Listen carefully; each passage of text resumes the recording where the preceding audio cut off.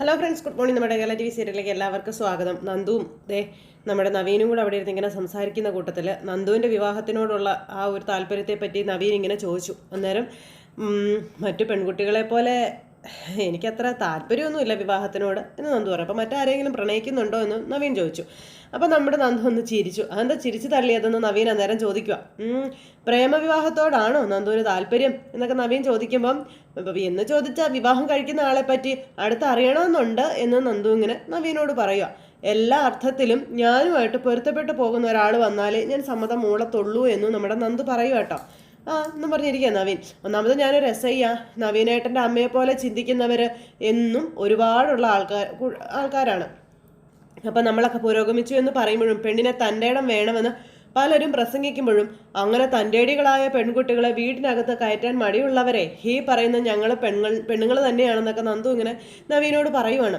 അപ്പോൾ അതിന് ഏറ്റവും നല്ല ഉദാഹരണം എൻ്റെ അമ്മയെ നന്ദു എന്ന് നവീൻ അന്നേരം നന്ദുവിനോട് ഇങ്ങനെ പറഞ്ഞു. അപ്പോൾ അത് തന്നെ നവീനേട്ടാ ഞാനും പറഞ്ഞതെന്ന് നന്ദു പറയുക. അങ്ങനെ ഇവർ സംസാരിച്ചുകൊണ്ടിരിക്കുന്ന സമയത്ത് അയാളെ ആയിട്ട് പോലീസുകാരൻ അങ്ങ് വന്നു. ആളെത്തിയല്ലോ എന്നും പറഞ്ഞിങ്ങനെ കാണിച്ചു കൊടുക്കുവാണ് നവീൻ. അപ്പോഴത്തേക്കും അവർ രണ്ടുപേരും കൂടി ഇങ്ങോട്ട് വന്നു. അപ്പോൾ വന്നു കഴിഞ്ഞപ്പോൾ തന്നെ കൊണ്ടുപോകാൻ വന്നതാണ് നവീനേട്ടൻ. സൈൻ ചെയ്തിട്ട് പൊയ്ക്കോളാൻ പറഞ്ഞു. അപ്പോൾ അവരുടെ അതായത് താൻ കൊണ്ടുപോയി വണ്ടി ഇടിപ്പിച്ചവരുടെ ബന്ധുക്കളൊക്കെ സ്ട്രോങ് ആണ്, പുറത്ത് പോകുമ്പോഴൊക്കെ ശരിക്കൊന്ന് സൂക്ഷിച്ചോളണമെന്നൊക്കെ പറഞ്ഞു. ശരിയെന്നും പറഞ്ഞിങ്ങനെ അയാൾ അവിടെ നിൽക്കുക. എന്നാൽ പിന്നെ ഞങ്ങൾ ഇറങ്ങട്ടെ എന്നും പറഞ്ഞുകൊണ്ട് യാത്ര പറഞ്ഞു നവീനും അയാളും അങ്ങ് പോയി. നന്ദു ഇങ്ങനെ അവിടെ ഇരിക്കുക കേട്ടോ. അപ്പോൾ അത് കഴിഞ്ഞപ്പോൾ പിന്നെ കാണിക്കുന്നത് നവ്യ ഫോൺ എടുത്ത് ഇങ്ങനെ വിളിക്കുക, പക്ഷെ കിട്ടുന്നില്ല. അപ്പോൾ അങ്ങനെ ഫോണിൽ സംസാരിക്കാൻ വേണ്ടിയിട്ട് ആരെയോ വിളിച്ചുകൊണ്ടിരിക്കുന്ന സമയത്താണ് ജലജ അങ്ങോട്ടേക്ക് വരുന്നത്. അപ്പോൾ ലമ്മായ കാല് മാറിയല്ലോ എന്നും പറഞ്ഞുകൊണ്ടാണ് ജലജ വരുന്നത്. അവളുടെ മരുമകള് തരികടയാണെന്ന് അറിഞ്ഞതോടെ അവളിപ്പോൾ മൂത്തമ്മയുടെ കൂടെ കൂടിയിരിക്കുകയാണെന്ന് പറഞ്ഞു. അതുകൊണ്ടിപ്പോൾ രണ്ടടുപ്പല്ല പുകയുന്നത്, ഒരടുപ്പാണ് പുകയുന്നതെന്ന് പറയുമ്പോൾ എനിക്ക് വേണ്ട അവരുണ്ടാക്കുന്നതൊന്നും. അത്യാവശ്യം എനിക്ക് പരിയാനും പിടിക്കാനും ഒക്കെ അറിയാം. ഇത്തിരി ടേസ്റ്റ് കുറഞ്ഞാലും അമ്മ ഉണ്ടാക്കുന്ന ഭക്ഷണം മതി എനിക്കെന്ന് നവ്യ ജലജയോട് പറയണം. ഈ വീട്ടിനകത്തെ 2 ചേരിയാ, പിന്നെന്തിനാ അടുപ്പിന്റെ കാര്യത്തിൽ മാത്രം ഒന്നാക്കുന്നതെന്നൊക്കെ ചോദിച്ചുകൊണ്ട് നവ്യ തുള്ളുമ്പം എൻ്റെ മോനിപ്പോൾ ജയിലില്ല, എനിക്കിവിടെ ഒരു പ്രാധാന്യവും ഇല്ല, എൻ്റെ വാക്കുകൾക്കും തീരെ പ്രസക്തി ഇല്ല. അപ്പോൾ ഇവിടെ 2 അടുപ്പ് എരിഞ്ഞില്ലെങ്കിലേ ഞാനങ്ങ് പട്ടിണി കിടക്കുമെന്ന് നവ്യ ജലജയോട് പറയുന്നു. ഇതൊക്കെ ജലജയ്ക്ക് ഭയങ്കര സന്തോഷമുള്ള കാര്യമാണല്ലോ. അങ്ങനെ ഞാൻ വിശന്ന് വലിഞ്ഞ് ചാവട്ടെ എന്നാണ് ഇവിടെയുള്ളവർ കരുതുന്നതെങ്കിൽ അത് അങ്ങനെ തന്നെ ആയിക്കോട്ടെ എന്നും പറഞ്ഞു. മോളിപ്പോൾ എൻ്റെ ഒപ്പം വരണമെന്ന് ജലജ നവ്യയോട് പറയുവാണ്. എന്നിട്ടേ ഇവിടെ മറ്റുള്ളവരുണ്ടാക്കുന്നത് നിനക്ക് വേണ്ട എന്ന് തന്നെ നീ പറയണമെന്ന് പറഞ്ഞു. ഞാൻ ഇനി എൻ്റെ ഇഷ്ടത്തിന് ജീവിക്കാമേ, അതേ നടക്കുള്ളൂ എന്നും നവ്യ പറയുക. മുൻപ് ഞാൻ ഇറക്ക് കുറഞ്ഞൊരു ഡ്രസ്സ് ഇട്ടുകൊണ്ട് പരസ്യത്തിന് പോയെന്നും പറഞ്ഞ് ഇവിടെ വലിയ ഭൂകമ്പം ഉണ്ടാക്കിയവരാണല്ലോ ഇവിടെ ഉള്ളവരൊക്കെ. അന്ന് അമ്മയും അഭിയും ഒക്കെ അവർക്കൊപ്പം ആയിരുന്നു എന്നും നവ്യ പറയുമ്പോൾ ജലജ ചിരിച്ചുകൊണ്ട് നിൽക്കുക. പെൺകുട്ടികൾ ഡ്രസ്സ് ധരിക്കുന്ന അവരുടെ ഇഷ്ടത്തിന് അതിനെ വിലക്കാനൊന്നും ആർക്കും ഒരു അധികാരവും ഇല്ല, അനന്തമൂർത്തിക്കും അതിൻ്റെ അവകാശം ഇല്ല എന്നൊക്കെ നവ്യ ഇങ്ങനെ നിന്ന് പ്രസംഗിക്കുമ്പോൾ നോക്ക്, നീ നിന്റെ ഇഷ്ടത്തിന് തന്നെ നടന്ന മോളെ, ഇനി പരസ്യത്തിന് പോകണമെങ്കിൽ ഇനി നീ അതും ചെയ്തോ, ഇവിടെ ആരും ഒന്നും നിന്നെ പറയത്തില്ല. അഭി ജയിലിലാണ്, ഇനി തിരിച്ചു വന്നു കഴിഞ്ഞാൽ അവന് ജോലി ഉണ്ടോ എന്ന് പോലും പറയാൻ പറ്റത്തില്ല എന്നും, പിന്നെ എന്തെങ്കിലും ആവശ്യത്തിന് നിനക്കോ അവനോ ഇവിടെയുള്ളവരുടെ മുന്നിൽ കൈ നീട്ടേണ്ടി വരില്ലേ എന്നൊക്കെ ജലജ നവ്യയോട് ചോദിക്കുക. അങ്ങനെ ഒരു അവസ്ഥ വരാതിരിക്കാൻ നീയും സ്വയം ഒരു വരുമാനം കണ്ടെത്തുന്നത് നല്ലതല്ലേ എന്ന് ചോദിച്ചു. അപ്പൊ കുഞ്ഞിന്റെ കാര്യം ഓർത്തിട്ടാ ഞാൻ അതിനെപ്പറ്റി ഒന്നും ചിന്തിക്കാത്തതെന്ന് നവ്യ പറയുമ്പോൾ, എന്നാ ഇനി നീ ചിന്തിച്ചു തുടങ്ങിക്കോ, കുഞ്ഞിന്റെ കാര്യങ്ങൾ നോക്കാൻ ഞാനല്ലേ ഇവിടെയുള്ളത്, പിന്നെന്താ കുഴപ്പമെന്നൊക്കെ ചോദിച്ച് ജലജ നവ്യെ പണിക്ക് വിടാൻ നോക്കുക. നീ ബോൾഡായിട്ട് നിന്ന് കഴിഞ്ഞാൽ ഞാൻ പിന്നിൽ തന്നെ ഉണ്ടല്ലോ, പിന്നെന്താ കുഴപ്പമൊന്നും ജലജ ചോദിക്കണം. നിന്റെ ഭർത്താവിനെ ജയിലിൽ അടച്ചവരാ ഇവിടെയുള്ളവർ ഓരോരുത്തരും. ആ ബോധത്തോടു കൂടി വേണം നീ ജീവിക്കാൻ, ഇനി മുന്നോട്ട് പോകാൻ. നിന്റെ അനിയത്തിമാര് പോലും നിന്നോട് സിമ്പതി കാണിക്കാത്തിടത്തോളം നീ മറ്റൊന്നും ചിന്തിക്കേണ്ട കാര്യമില്ല. നന്ദു ഓൾറെഡി ഡ്യൂട്ടി ചെയ്തു, നയനയോ അതിനെ പിന്താങ്ങുകയും ചെയ്തു. അതുകൊണ്ട് ഇനിയേ കൂടപ്പറപ്പുകളെ സ്നേഹിക്കേണ്ട കാര്യമൊന്നും നിനക്കില്ല മോളെയെന്നും ജലജ നവ്യയ്ക്ക് പറഞ്ഞു കൊടുക്കുക.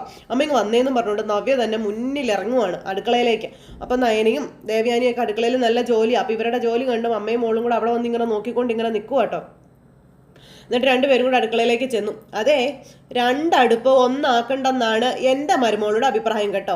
അതുകൊണ്ടേ ഞങ്ങൾക്കുള്ളത് ഞങ്ങൾ തന്നെ ഉണ്ടാക്കിക്കോളാമെന്ന് ജലജ വന്ന് ദേവയാനിയോട് പറയുമ്പോൾ, എന്തിനാ ചേച്ചി ഇങ്ങനെ ഒരു വാശിയെന്ന് ചോദിച്ചു നയന.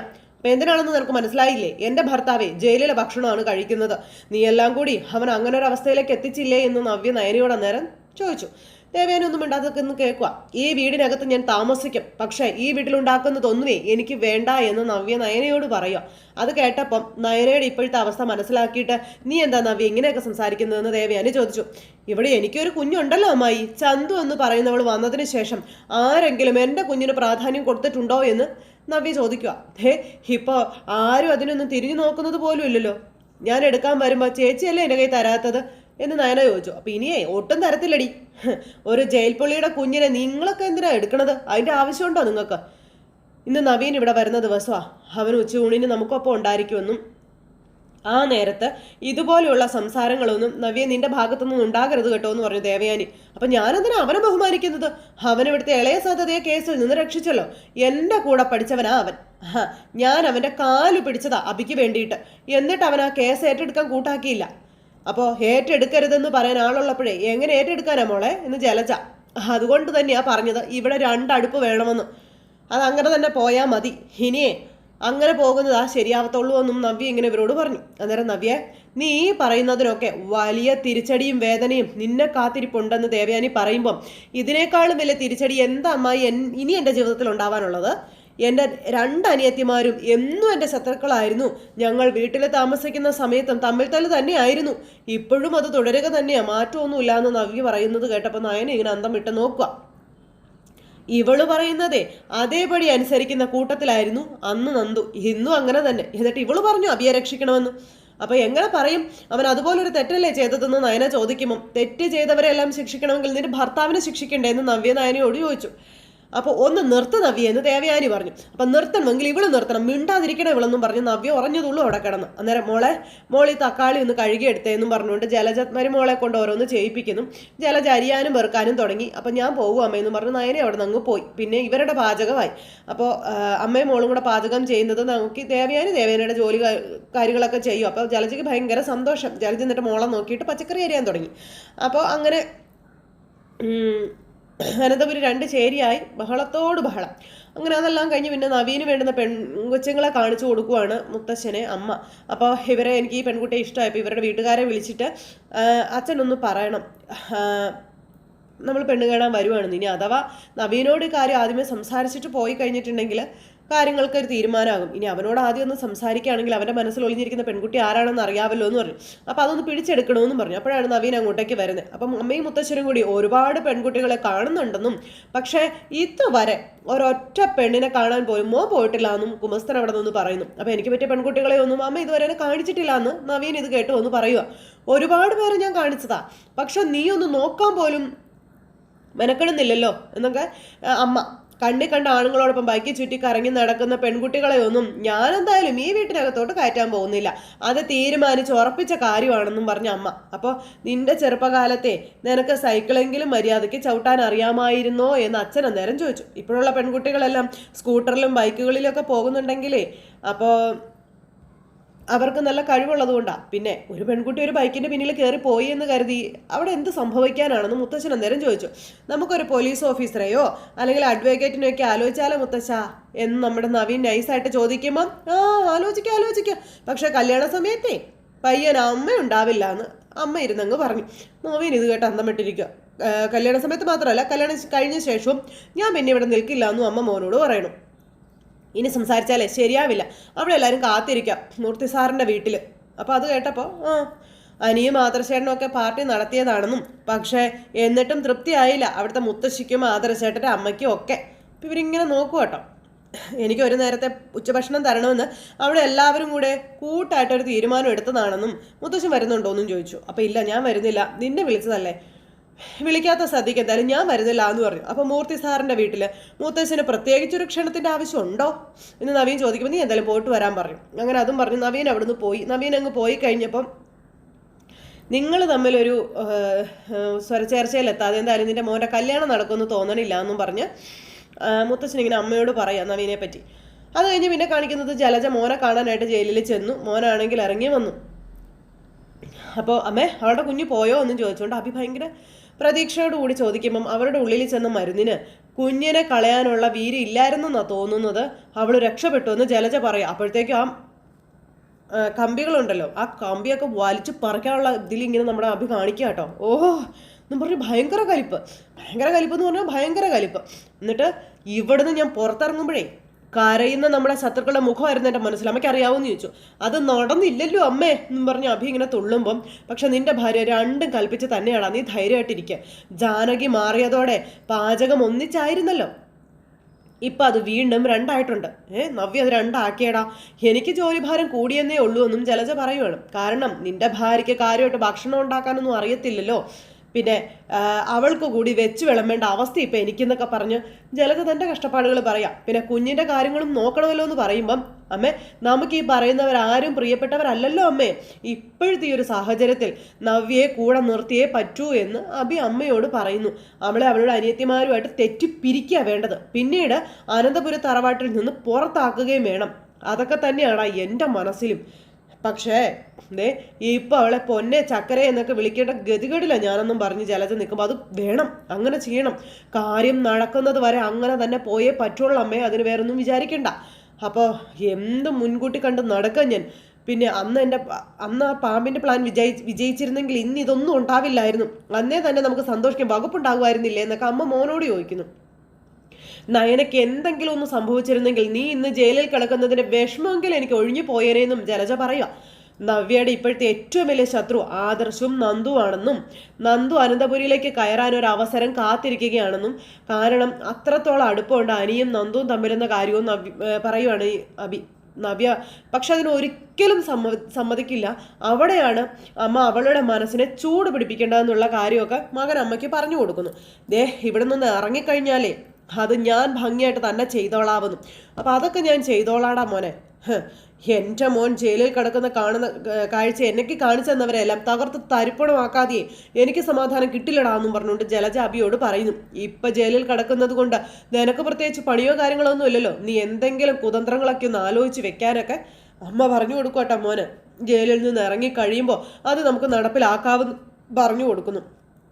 അങ്ങനെ അമ്മയും മോനും കൂടെ സംസാരിച്ചിട്ട് അനന്തപുരിയെ മുച്ചൂട് മുടിക്കാൻ തീരുമാനങ്ങളും എടുത്ത് സംസാരിച്ചിട്ട് അമ്മ അവിടുന്ന് പോയി. അഭി പിന്നെ ആ കമ്പി അഴികൾ ഇങ്ങനെ വലിച്ചു പറിക്കുന്ന രീതിയിലൊക്കെ നിന്ന് കുറേ കലിപ്പൊക്കെ കാണിച്ചിട്ട് അകത്തേക്ക് കയറിപ്പോയി. ഇത് കഴിഞ്ഞ് പിന്നെ നവീൻ്റെ അമ്മ അവിടെ ഇരിക്കുക. അപ്പം മുത്തച്ഛൻ അങ്ങോട്ടേക്ക് വന്നു. അച്ഛനെ കണ്ടപ്പോൾ, അച്ഛാ നവീൻ അനന്തപുരിയിലേക്കാണ് പോയിരിക്കുന്നതെന്നും മൂർത്തി സാറിനെ ഒന്ന് വിളിക്കച്ചാന്നും പറയാം, എന്നിട്ട് അവൻ്റെ മനസ്സിൽ ആരാണ് ഉള്ളതൊന്ന് പിടിച്ചെടുക്കാൻ പറയാനും അമ്മ പറയുമ്പോൾ ഞാൻ അങ്ങോട്ട് തന്നെ വിളിക്കണമെന്ന് കരുതിയിരിക്കുകയായിരുന്നു എന്നും അച്ഛൻ പറഞ്ഞു. അവൻ എത്തുന്നതിന് മുന്നേ വിളിക്കണ്ടേ, അപ്പം ഇപ്പം തന്നെ വിളിക്കാമെന്ന് പറഞ്ഞു. അങ്ങനെ മുത്തശ്ശനും മുത്തശ്ശിയും കൂടെ അവിടെ ഇരിക്കുന്ന സമയത്ത് ഇദ്ദേഹത്തിൻ്റെ കോള് മുത്തശ്ശിയുടെ ഫോണിലേക്ക് ചെല്ലുക. മുത്തശ്ശ ഫോൺ എടുത്തു കൊടുത്തു. ഹലോ പറയടാ, എന്തൊക്കെയുണ്ട് വിശേഷം എന്ന് ചോദിച്ചു. തൻ്റെ കൊച്ചുമോൻ ഇങ്ങോട്ട് വരുന്നുണ്ടെന്ന് പറഞ്ഞിട്ട് ഒപ്പം താനും വരുമോളും ഒക്കെ കാണുമോ? അപ്പം ഇല്ലടോ ഞാൻ വരുന്നില്ല എന്ന് നരസിംഹം പറഞ്ഞു. ഞങ്ങൾക്ക് എപ്പോൾ വേണമെങ്കിലും അങ്ങോട്ട് വരാമല്ലോ. പിന്നെ ഞാനിപ്പോൾ തന്നെ വിളിച്ചതിൻ്റെ കാരണമേ വേറൊരു കാര്യം പറയാനാണെന്നും പറഞ്ഞിങ്ങനെ നരസിംഹം പറയുകയാണ്. എടോ ആണായിട്ടും പെണ്ണായിട്ടും ഇവിടെ ഒരേ ഒരാൾ മാത്രമല്ലേ ഉള്ളൂ. നവീൻ്റെ കാര്യം തന്നെയാണ് ഞാൻ പറയുന്നത്. കാര്യം പറയടോ. അവൻ്റെ കല്യാണം പെട്ടെന്ന് നടത്തണമെന്ന് ഒരേ നിർബന്ധത്തിലാണ് അവൻ്റെ അമ്മയും അച്ഛനും ഒക്കെ. അപ്പം അത് നല്ല കാര്യമല്ലേ എന്ന് ചോദിച്ചു. പിന്നെ ഒപ്പം ഒരു മുത്തച്ഛനാകണമെന്നൊരാഗ്രഹം ഉണ്ടെന്ന് താൻ കൂട്ടിക്കോളാൻ പറഞ്ഞു. പേരക്കുട്ടികളെയൊക്കെ കൊഞ്ചിക്കേണ്ട സമയമല്ലേടോ എന്നൊക്കെ ചോദിക്കുമ്പോൾ, തനിക്കിപ്പോൾ എന്തായാലും അവിടെ ഒരാളുണ്ടല്ലോ, അടുത്ത ആള് ഉടനെ തന്നെ വരികയും ചെയ്യല്ലോ എന്ന് പറയുമ്പം നമ്മുടെ മുത്തശ്ശൻ ഒന്ന് ചിരിച്ചു. അതിപ്പോൾ ഞാൻ എന്ത് വേണമെന്ന് താൻ പറയുന്നത് എന്ന് മുത്തശ്ശൻ നരസിംഹനോട് ചോദിക്കുമ്പം, എടോ അവൻ്റെ മനസ്സിൽ ഏതോ ഒരു പെൺകുട്ടി കടന്നു കൂടിയിട്ടുണ്ടെന്നും അത് ആരാണെന്ന് താനൊന്ന് ചോദിച്ചു മനസ്സിലാക്കണമെന്ന് പറഞ്ഞു. ഇതുവരെ അത് ഞങ്ങളോട് അവൻ പറഞ്ഞിട്ടില്ല എന്നും പറഞ്ഞു. ഇനി അവൻ കണ്ടുവച്ചിരിക്കുന്നത് പോലീസോ അല്ലെങ്കിൽ വക്കീലോ അങ്ങനെയൊക്കെ ആരെങ്കിലും ആണോന്നൊന്നും അറിയില്ലല്ലോ എന്നും പറഞ്ഞു. അപ്പോൾ ഇന്നത്തെ കാലത്തെ പെൺകുട്ടികളുടെ സ്വഭാവം അളന്നും തൂക്കിയൊന്നും പറയാൻ പറ്റത്തില്ല കേട്ടോ എന്ന് നമ്മുടെ മുത്തശ്ശൻ അന്നേരം ഈ ചേട്ടനോട് പറഞ്ഞു. തനിക്ക് ഓക്കെ ആണെങ്കിൽ പറ, പെൺകുട്ടിയെ അപേക്ഷിച്ച് പെൺകുട്ടിയുടെ കുടുംബത്തെ പറ്റിയാണ് നമ്മൾ ശരിക്കും അന്വേഷിക്കേണ്ടത്, പ്രത്യേകിച്ച് പെൺകുട്ടിയുടെ അച്ഛനും അമ്മയും എങ്ങനെയുള്ളതാണെന്ന്. അപ്പോൾ അതൊക്കെ നോക്കി തന്നെയാണോ എടുക്കത്തുള്ളൂ എന്ന് ഇയാൾ പറഞ്ഞു. ഈ നരസിംഹങ്ങൾ പറയാം, അവനെന്തായാലും കുടുംബത്തിന് ചേരാത്ത ഒരു ബന്ധത്തിൻ്റെ പിന്നാലെ പോകുമെന്ന് എന്തായാലും എനിക്ക് തോന്നണില്ല എന്ന് നരസിംഹങ്ങൾ നമ്മുടെ മുത്തച്ഛനോട് പറയാം. ഇപ്പോൾ ഇഷ്ടം പോലെ കേസും ഉണ്ട്, എന്നെക്കാളും മിടുക്കനാ എന്നൊക്കെ പറഞ്ഞു. അതുകൊണ്ട് തന്നെ പെൺകുട്ടിക്ക് വലിയ സാമ്പത്തിക ശേഷിയും കാര്യങ്ങളൊന്നും ഇല്ലെങ്കിലും ഞങ്ങൾക്ക് കുഴപ്പമൊന്നുമില്ല. അപ്പോൾ എന്തൊക്കെ പറഞ്ഞാലും വിദ്യാഭ്യാസം ഇല്ലാത്ത ഒരു പെൺകുട്ടിയെ അവൻ സെലക്ട് ചെയ്യും എന്നും എനിക്ക് തോന്നണില്ല എന്നും നരസിംഹൻ അങ്കിള് ഈ മുത്തശ്ശനോട് പറഞ്ഞു. അത്യാവശ്യം അവൻ്റെ പ്രായത്തിൽ കവിഞ്ഞ പക്വതയുള്ള കൂട്ടത്തിലാണെന്നും അദ്ദേഹം പറയാം. എന്ന് വെച്ചാൽ അവൻ്റെ അടുത്ത സുഹൃത്തും എൻ്റെ കൊച്ചുപോനുമായ എനിക്ക് പറ്റിയ അബദ്ധം നവീന് പറ്റില്ല എന്നർത്ഥം അല്ലേ? അപ്പം അങ്ങനെ പറ്റില്ലെന്നാണ് എൻ്റെ ഒരു വിശ്വാസം എന്ന് നരസിംഹൻ അങ്കിള് പറഞ്ഞപ്പോൾ അവൻ ഇങ്ങോട്ടല്ലേ വരുന്നത്, ഞാൻ കാര്യങ്ങളൊക്കെ ചോദിച്ചോ മനസ്സിലാക്കാം, ശ്രമിക്കാം എന്നേ പറയാൻ പറ്റുള്ളൂ എന്ന് മുത്തശ്ശൻ ഇങ്ങനെ പറയുകയും ചെയ്തു. നവീൻ്റെ കാഴ്ചപ്പാടിൽ തെറ്റില്ല എന്ന് തനിക്ക് വിശ്വാസം ഉണ്ടെങ്കിൽ കുറച്ച് തൻ്റെടിയാണെങ്കിലും പെട്ടെന്ന് വീട്ടിലേക്ക് കൊണ്ടുവരാൻ നോക്കണം എന്ന് മുത്തശ്ശൻ പറഞ്ഞു. അപ്പോൾ ഓക്കെ എന്ന് പറഞ്ഞു. ഫോണും കട്ട് ചെയ്തു. അത് കഴിഞ്ഞപ്പോൾ മുത്തശ്ശനോട് ചോദിച്ചു എന്താ അദ്ദേഹം പറഞ്ഞതെന്ന്.